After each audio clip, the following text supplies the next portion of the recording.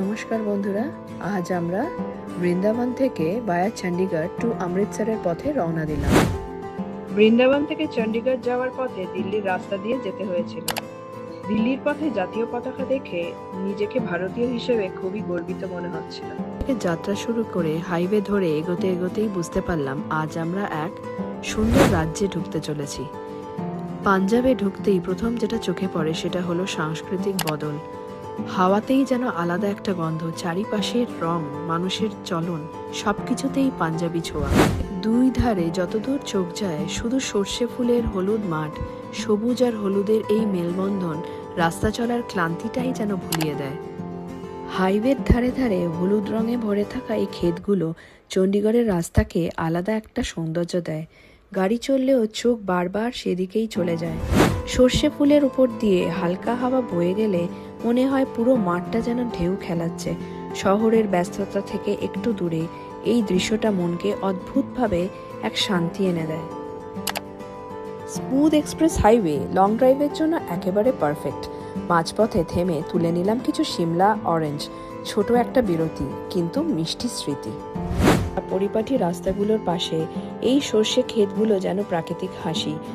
একদিকে আধুনিক শহর আর অন্যদিকে খাঁটি পাঞ্জাবি গ্রাম্য দৃশ্য, দুটো একসাথে দেখা যায় এখানেই। এই হলুদ মাঠগুলো শুধু চোখে আরাম নয়, এগুলো পাঞ্জাবের প্রাণ। ক্ষেতের মধ্যে দিয়ে কাজ করতে থাকা কৃষকেরা, মাথায় পাগড়ি, মুখে প্রশান্তির ছাপ, সব মিলিয়ে ছবির মতন একটা মুহূর্ত। পাঞ্জাবের রাস্তায় চলতে চলতে শিখ ভাইদের পাগড়ি, তাদের পোশাক, আত্মবিশ্বাসী ভঙ্গি সব মিলিয়ে এক আলাদা সম্মান আর গর্বের অনুভূতি হয়। খাওয়ার কথা না বললেই নয়। দুপুরে খেলাম ট্র্যাডিশনাল পাঞ্জাবি থালি, মাখনের গন্ধ, ডাল, সবজি, রুটি, একদম ঘরোয়া অথচ রাজকীয় স্বাদ। দিনের শেষে পৌঁছলাম চণ্ডীগড়ে। আমাদের হোটেল ক্লাব হাউস। আরাম, বিশ্রাম আর পরের দিনের প্রস্তুতি নিয়ে ডে 1 এখানেই শেষ। সকালের শুরুটা দারুণভাবে হলো। হোটেল ক্লাব হাউসের কমপ্লিমেন্টারি ব্রেকফাস্ট, হালকা পরিপাটি আর ট্রাভেলের আগে একদম ঠিকঠাক। এরপরে আবার রওনা দিলাম অমৃতসরের দিকে। ডিসেম্বরের অমৃতসর মানেই শীত, কিন্তু সেই শীতের সঙ্গে এই ঘন কুয়াশা মিলিয়ে রাস্তাগুলোকে একেবারে অন্যরকম করে দেয়। মনে হচ্ছিল সময় যেন ধীরে চলছে। এমন কুয়াশা যে সামনের গাড়ি আছে কিনা সেটাও ঠিক বোঝা যাচ্ছে না। অমৃতসরের রাস্তাগুলো সাধারণত বেশ খোলা আর সোজা, কিন্তু ওই সকালে সবকিছু যেন ধোঁয়ায় ঢেকে গেছিল।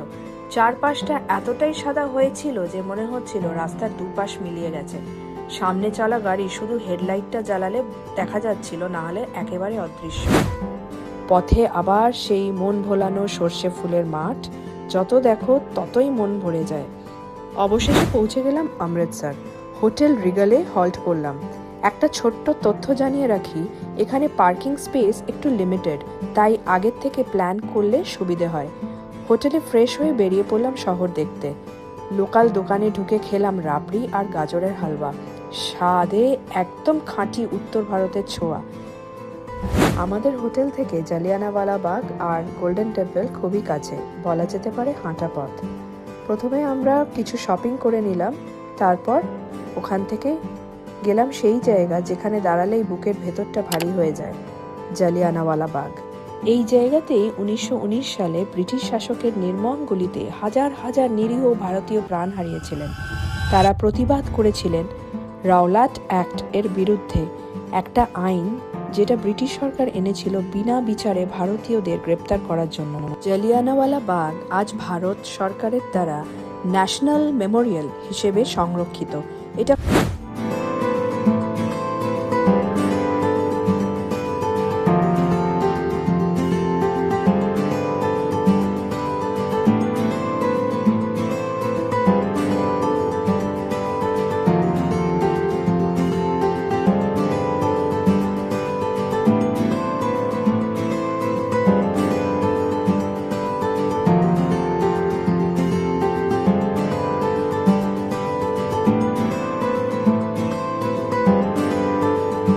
আমরা জালিয়ানওয়ালা বাগের সবকিছুই ক্যামেরাবন্দি করে এগোলাম গোল্ডেন টেম্পলের দিকে।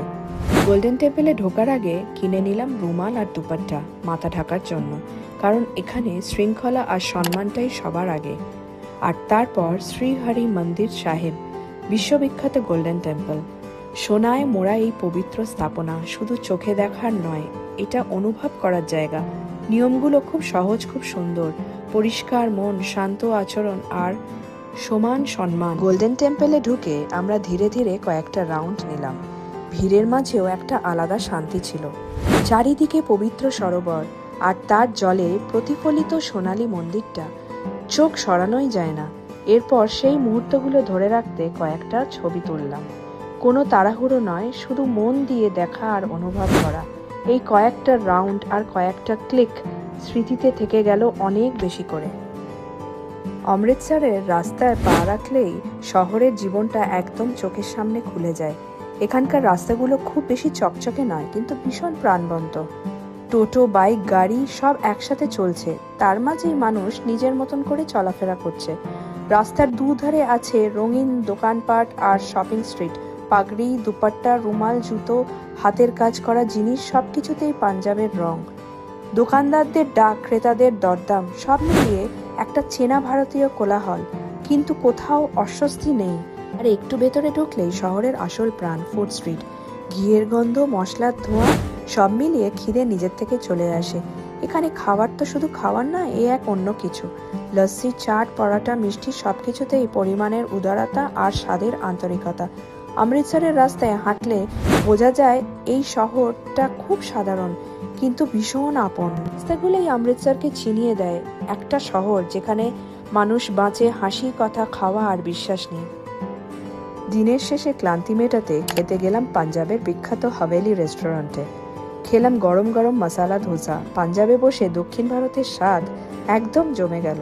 এইভাবেই আমাদের বৃন্দাবন থেকে অমৃতসর যাত্রার গল্প স্মৃতিতে থেকে যাবে আজীবন।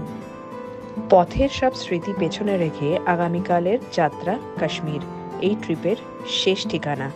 ব্লগটা যদি ভালো লাগে একটা লাইক করবেন, আর নতুন ভ্রমণের গল্পের সঙ্গে থাকতে হলে একটা সাবস্ক্রাইব করবেন। টাটা।